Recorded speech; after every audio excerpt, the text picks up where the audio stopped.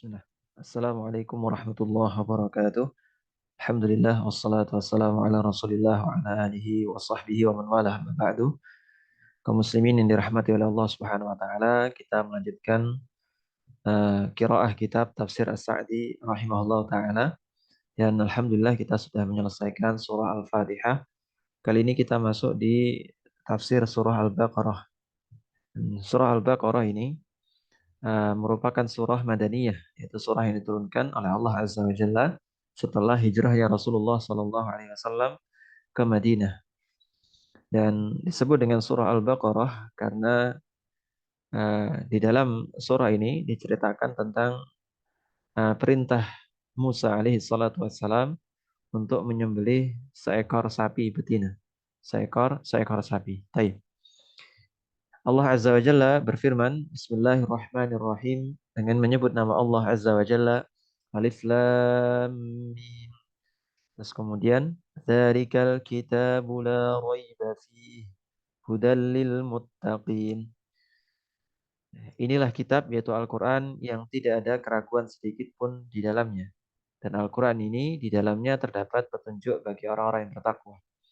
Dan As-Sa'di atau Syekh As-Sa'di rahimahullah taala sudah menjelaskan tentang bagaimana para ulama menafsirkan kalimat atau lafaz basmalah. Sekarang masuk langsung ke huruf muqatta'ah di awal surah Al-Baqarah. Jadi basmalah ini bukan termasuk bagian dari surah Al-Baqarah. Awal surah Al-Baqarah yaitu alif lam. Jadi bismillah ini pemisah antara satu surah dengan surah yang lainnya kecuali di surah At-Taubah. Taib. Wa ammal huruful muqatta'atu fi awaili surah. Adapun huruf muqatta'ah di setiap awal surah sebagaimana dalam surah Al-Baqarah ini yaitu alif lam mim. Dan surah Ali Imran alif lam mim, surah-surah yang lainnya shad.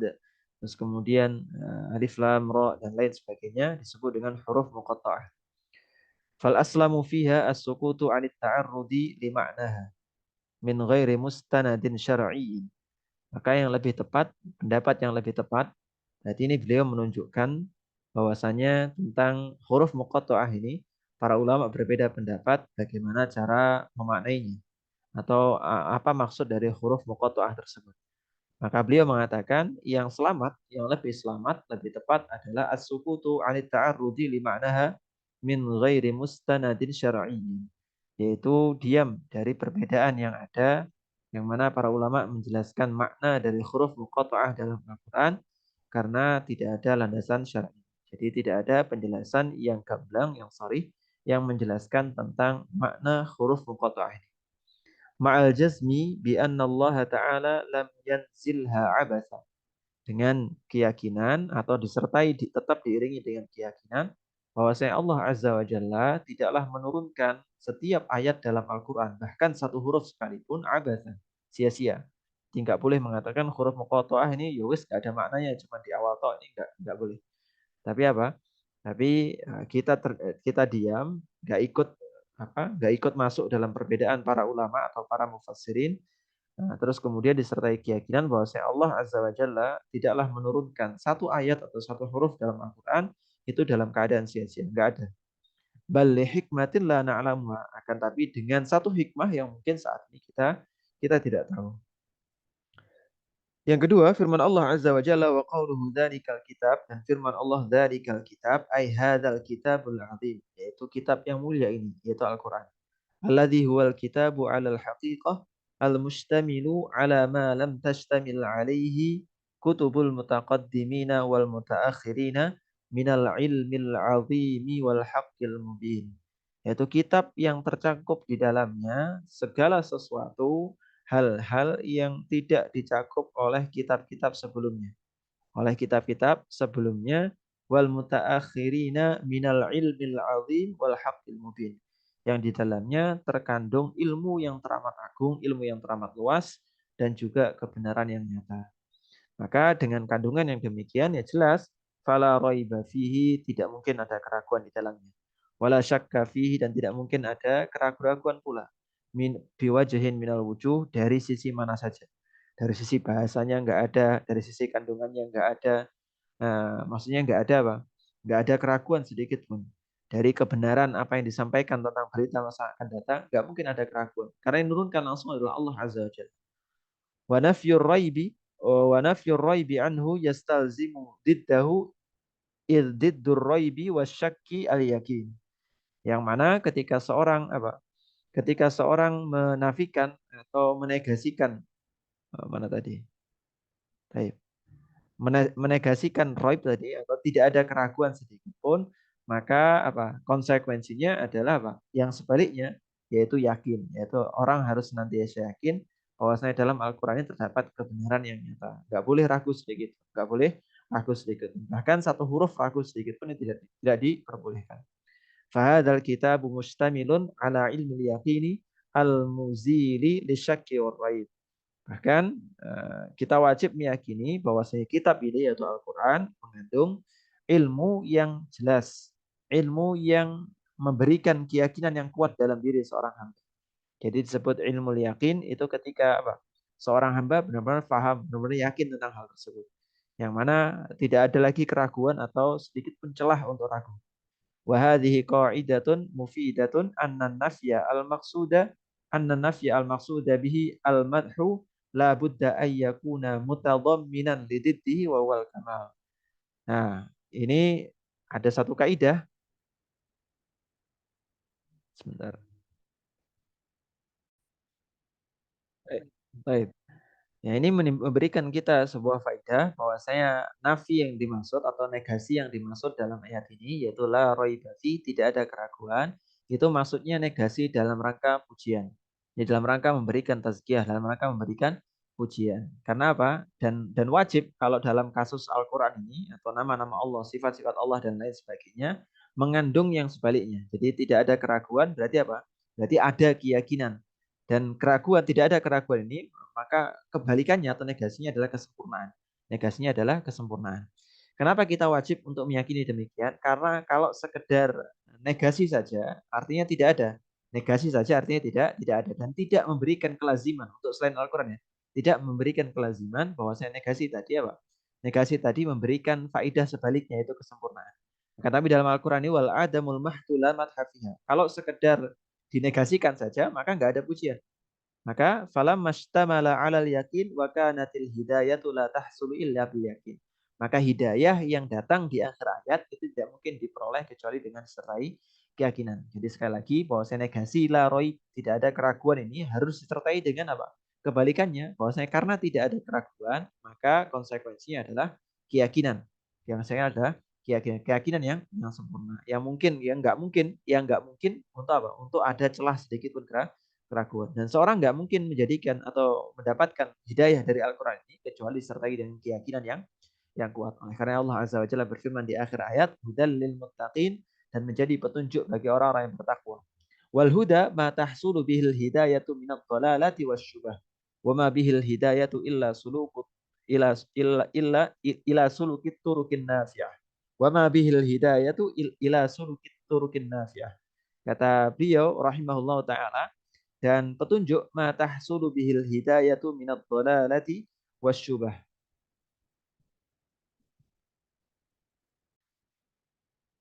Dan petunjuk yang dimaksud oleh Allah Azza wa Jalla dalam bagian akhir ayat ini wal huda ma tahsulu bihil hidayatu minad dhalalati wasyubah, yaitu yang diperoleh oleh seorang hamba dari sebuah petunjuk dari kesesatan dan juga sesuatu yang sifatnya samar-samar. Wa ma bihil hidayatu ila sulukit turukin nafi'ah. Dan tidaklah hidayah tadi mengantarkan kecuali akan mengantarkan seseorang kepada jalan-jalan yang bisa memberikan manfaat untuk hamba tadi, yaitu keselamatan nanti di hari kiamat. Waqala hudan, dan Allah Azza wa Jalla berfirman hudan wa hudhifal ma'mul atau wa hadafal ma'mul, dan ma'mulnya dihapus. Falam yakul hudan lil maslahatil fulaniyati wala lisyai'il fulani. Tidaklah tidaklah dikatakan bahwasanya hudan menjadi petunjuk lil maslahatil fulaniyah, untuk kemaslahatan si fulan, atau wala lisyai'il fulani, atau untuk kepentingan si fulan, li iradatil umumi, supaya sifatnya umum. Jadi enggak cuma hidayah pada kelompok tertentu saja, bukan. Li iradatil umumi wa annahu hudan li jami'i masalihid darain. Akan tapi disebutkan hudan Ini dalam rangka memberikan makna umum yang mana itu mencakup apa? Mencakup keseluruhan maslahat-maslahat dunia dan juga akhirat. Fahuwa mursyidun lil ibadi fil masailil usuliyati wal furu'iyah. Dan Al-Quran ini menjadi petunjuk, menjadi pembimbing bagi seorang hamba untuk menjalankan perkara-perkara yang pokok dan juga perkara-perkara cabangnya. Jadi kalau kita hidup ya petunjuknya Al-Quran, kita ibadah petunjuknya Al-Quran, kita berakhlak petunjuknya Al-Quran dan lain sebagainya. Wa mubayyinun lil haqqi minal batili, menjelaskan kebenaran dari kebatilan.